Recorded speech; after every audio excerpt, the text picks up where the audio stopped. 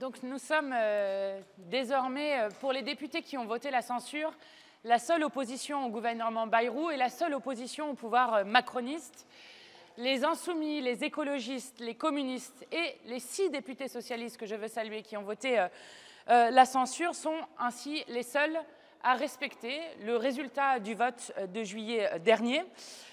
Le Parti socialiste, dans sa grande majorité, et le Rassemblement national, en refusant de censurer le gouvernement Bayrou, ont non seulement laissé un coup de force antidémocratique avec un énième 49.3 passé, auquel je veux dire ici que nous, insoumis, nous ne nous habituerons jamais par ce passage en force et auquel nous répondrons à chaque fois par une motion de censure, ce que nous ferons encore 3 fois maintenant, lundi et mercredi prochain, mais ont aussi refusé, en refusant de voter cela, de faire tomber le gouvernement avec un budget qui est le plus violent du XXIe siècle, avec des effets catastrophiques sur la vie quotidienne des Français et des Françaises, puisque vous l'avez noté, avec ce budget, il y aura 11 millions de familles et beaucoup de petites entreprises qui verront les prix de l'énergie et de l'électricité augmenter.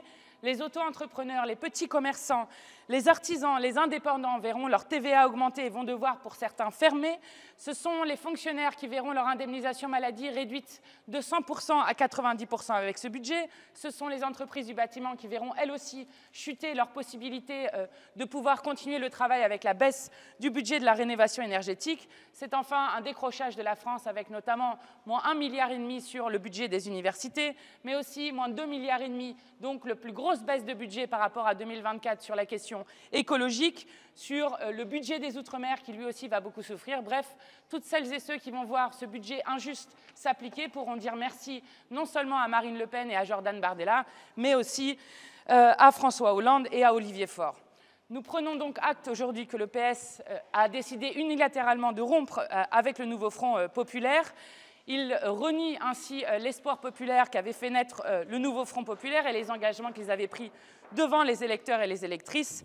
Il renoue surtout avec la politique qui avait été menée sous François Hollande et qui avait dégoûté tant et tant de gens et nous rappelle qu'Emmanuel Macron est le produit, avant d'être président de la République, du ministre du gouvernement sous François Hollande lorsqu'il était lui-même président.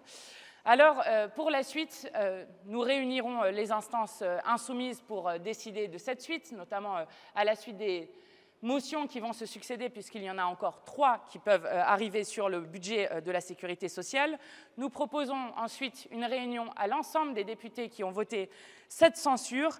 Et je le dis ici, nous ne nous résignons pas et nous ne nous résignerons jamais à ce que continue une politique macroniste qui a été battue 3 fois dans les urnes et nous continuerons de porter une alternative à ce monde de malheur. Et nous voulons dire à celles et ceux qui nous écoutent, courage, les mauvais jours finiront.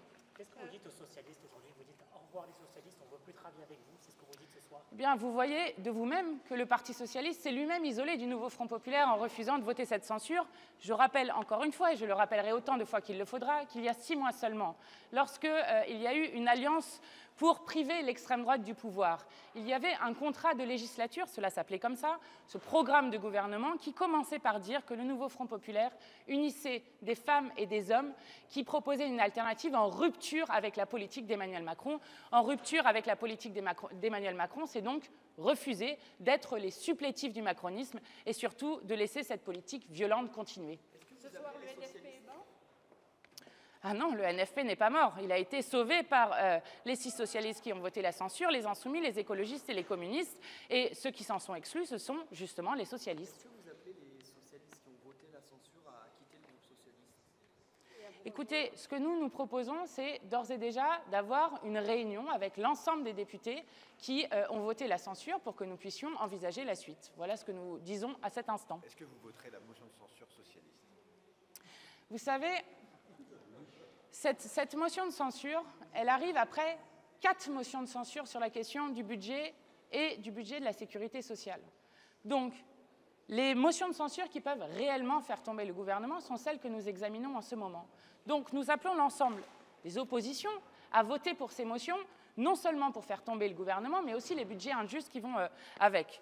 Quant à l'appel qui est fait pour défendre les valeurs de la République contre l'extrême droite, il se trouve que nous avons d'ores et déjà eu une motion de censure qui était celle après le refus du vote de confiance du gouvernement Bayrou, et que d'ores et déjà nous savions que M. Retailleau, par exemple, qui parle comme sous Vichy de français de papier, était dans ce gouvernement, et donc il était à prévoir que ce gouvernement continuerait non seulement pour certains à parler comme l'extrême droite, mais à agir comme l'extrême droite. Et vous n'avez qu'à voir cette circulaire qui a été faite par Retailleau, qui est permis directement par celles et ceux qui ont refusé de voter la première motion de censure que nous avions présentée face à ce gouvernement illégitime.